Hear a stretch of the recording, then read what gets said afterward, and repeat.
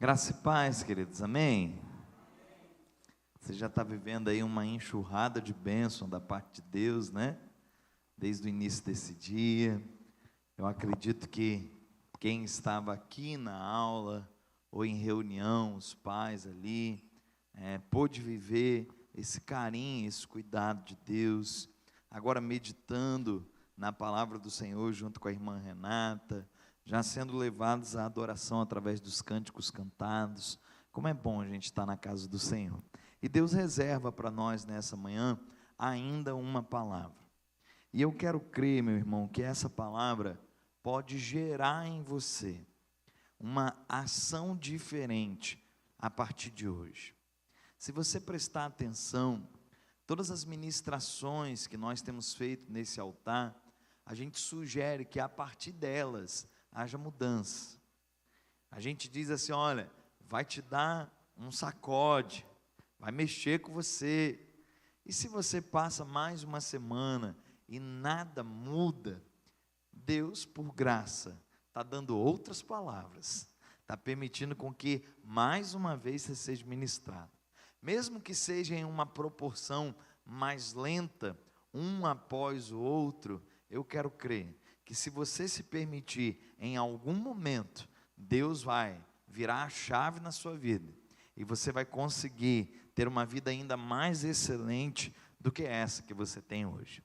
O texto bíblico que eu quero meditar com os irmãos está no Evangelho de João, no capítulo de número 5. Nós vamos ler dos versos de 5 a 9. Nesses versos nós vamos meditar. Sobre esses versos nós vamos explanar princípios do Senhor para nós. E eu quero, meu irmão, de verdade, que você abra o seu coração. Porque quem sabe aquilo que será dito aqui no altar nessa manhã possa de verdade transformar a sua vida, possa de verdade te tirar de uma zona de conforto, se nela você está, e produzir em você resultados melhores do que os que você tem apresentado. Então acompanhe comigo, João capítulo 5, a partir do verso 5, indo até o 9, diz assim a palavra: estando ali um homem enfermo, havia 38 anos. Jesus, vendo-o deitado, e sabendo que ele estava assim havia muito tempo, perguntou: você quer ser curado?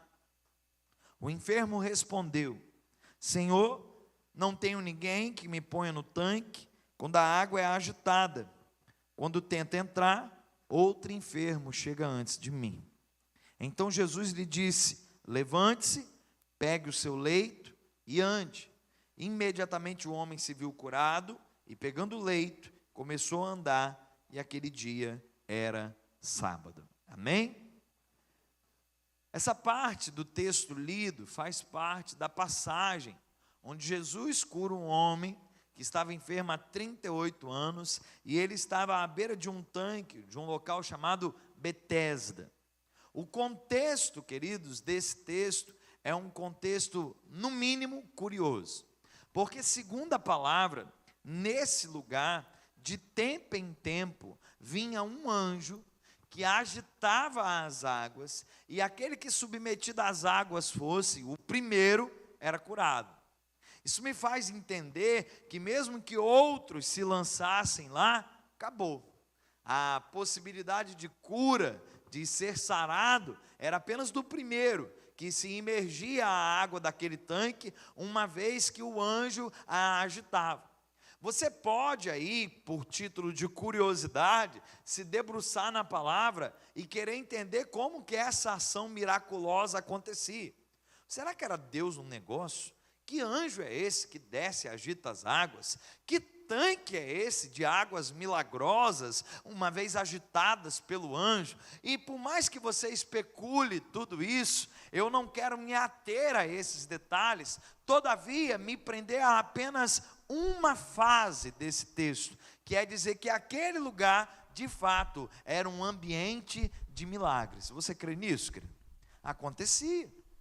Se vinha um anjo, agitava as águas, o primeiro que nelas era introduzido, recebia cura, aquele ambiente era um ambiente de milagres. E aqui eu chamo a sua atenção, porque é possível que você esteja em um ambiente de milagres, mas ainda necessitado.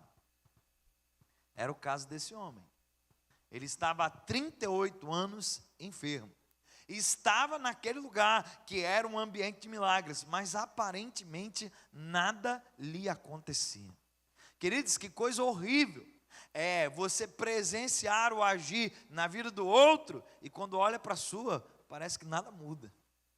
Que coisa sem graça é você ver pessoas sendo transformadas e quando olha para você, tudo está do mesmo jeito. E pensando nisso e imaginando quais eram os sentimentos que podiam invadir o coração, a mente daquele homem, talvez de insatisfação, talvez de injustiça, talvez um sentimento de que as coisas não eram como deveriam ser e por muitos outros sentimentos que pudessem invadir e abrigar o seu coração.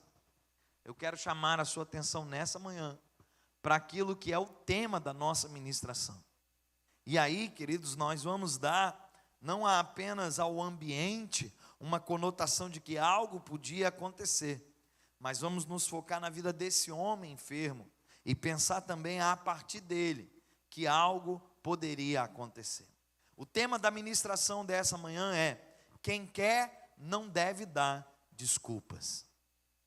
E eu quero chamar a sua atenção quanto a isso. É muito possível que você queira algo em sua vida. É muito possível que você esteja desejoso de algo em sua vida. Mas quem sabe, à semelhança desse homem, você é alguém que tem se justificado em meio a muitas desculpas. Mais uma vez te afirmo, quem quer não deve dar desculpas. Nós vamos ver isso à medida que leremos mais uma vez e aplicaremos a exposição de cada um dos versos. Iniciamos então apenas nos focando no verso de número 5. Estando ali um homem enfermo, havia 38 anos. Querido, isso aponta para um longo período de adversidade e de necessidade. Alguém que está enfermo durante tanto tempo assim, vive uma vida de adversidade nesse mesmo período. Porque ninguém goza de um status de eu sou enfermo, eu estou enfermo, que legal, que bacana. Claro que não. Quem vive um contexto de enfermidade, vive um contexto de adversidade. Talvez você não tenha uma enfermidade física, louvado seja Deus por isso. Mas talvez você enfrente um longo período de adversidade. Eu não sei qual é a sua luta, meu irmão. Eu não sei qual é a sua aflição. Eu não sei o que tem te inquietado, o que tem te feito, quem sabe, estar inerte, paralisado, devido à circunstância que você tem vivido. Mas eu sei que muitas pessoas, talvez todas, ou quase todas, possam viver um longo período de adversidade na sua vida. Agora, ao passo que esse período é um período de adversidade, ele também é um período expressado por grande necessidade. Quem está enfermo, precisa de cura. Quem está com o coração apertadinho, precisa de alívio no seu coração. Sempre que nós olharmos um cenário de adversidade, nós veremos nesse mesmo cenário, um cenário de necessidades. Eu não sei qual é a sua adversidade, tampouco sei qual é a sua necessidade. Mas eu imagino que você possa estar vivendo isso por um longo período. Agora, a grande questão é o que você vai fazer diante dessa realidade. Tem gente que está lamentando. Lamentou um dia, uma semana, um mês, já lamenta há anos e não para de lamentar. Tem gente que está chateado há um dia, uma semana, um mês, um ano e não deixa de estar chateado. Eu não sei qual é a postura pela qual você adota diante de um cenário de adversidade e de necessidade, mas uma coisa eu tenho certeza: se você quer, você não deve dar desculpas. Pastor, e o que é possível? Você precisa entender, na exposição do texto, vários indícios de que o seu cenário pode ser transformado.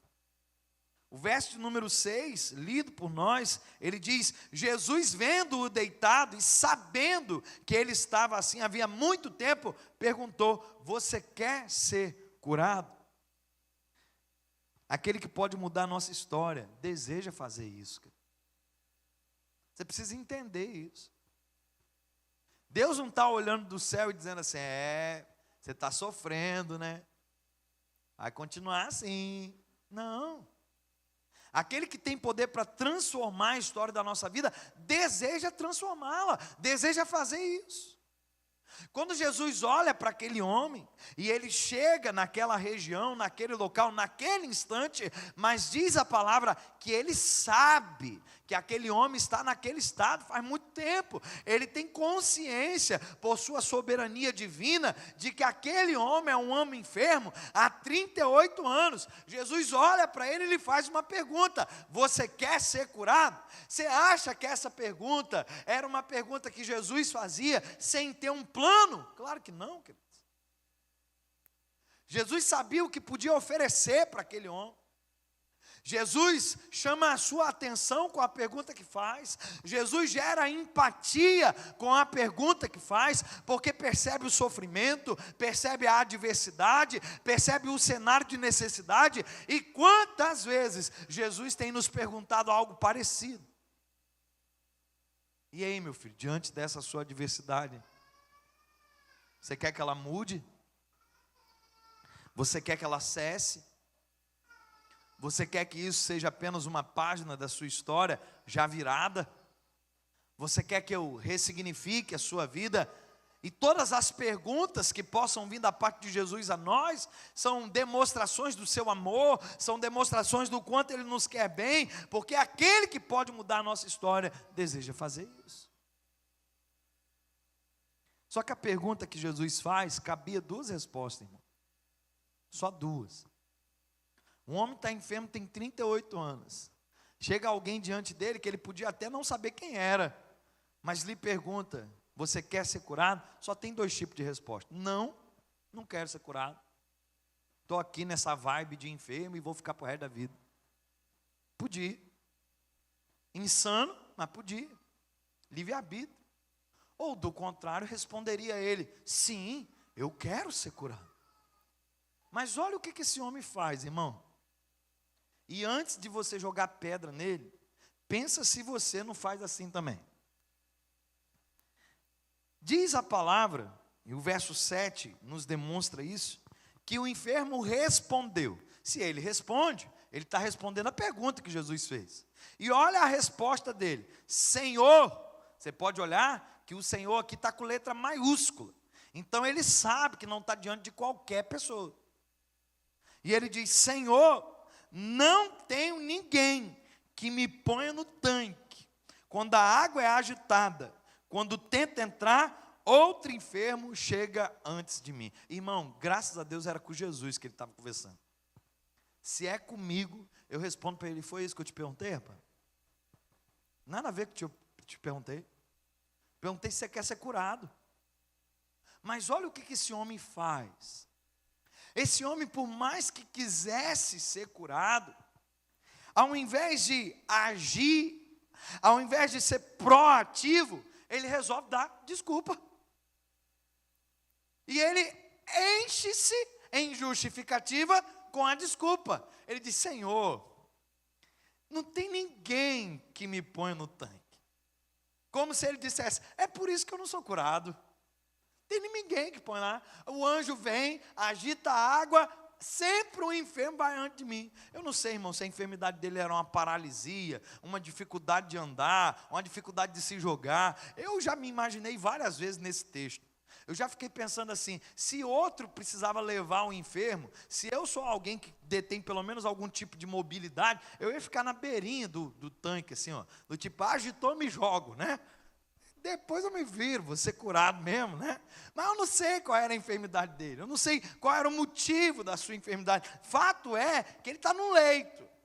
E ele justifica-se diante disso, dando desculpas para o Senhor. E ele diz: não tem ninguém. Quando eu tento entrar, outro enfermo chega antes de mim. Irmão, cá para nós. Nós já nos comportamos como esse enfermo muitas vezes, não é verdade? Deus está falando assim: e aí, filho, eu quero fazer algo na sua vida. Você topa? Fala: mas Senhor, se o Senhor olhar direitinho para quem eu sou, da onde eu vim, quais são as minhas chances? Para de dar desculpa, irmão. Se você de verdade quer, Faça por onde. Se você de verdade quer, corre atrás.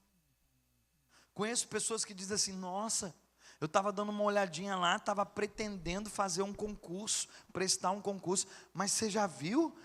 100 por 1 a quantidade de vaga. Sim, e sabe quem vai passar? O sujeito que não ligou para isso, e está estudando, está correndo atrás. Que vai disputar no mesmo tipo de desafio que você, mas não ficou dando desculpa. Está lá, está se esforçando, está correndo atrás. Eu adoro dar esse exemplo quando o pessoal está desempregado. É um exemplo maravilhoso para dar. Você vira para a pessoa e a pessoa diz: pastor, ora por mim. Amém, irmão, vou orar. Mas qual é o motivo da oração? Não, porque eu estou fora do mercado de trabalho, eu preciso de um emprego. Não, vamos orar, vamos orar. E aí a gente pergunta: e aí, como foi a semana? Na expectativa de que a pessoa tenha dito assim: olha, eu fui atrás de tal possibilidade, eu bati em tal porta, eu entreguei currículo. Aí a pessoa te responde assim: então, eu estou esperando em Deus, né? Ah, irmão, você vai ficar esperando? Vai.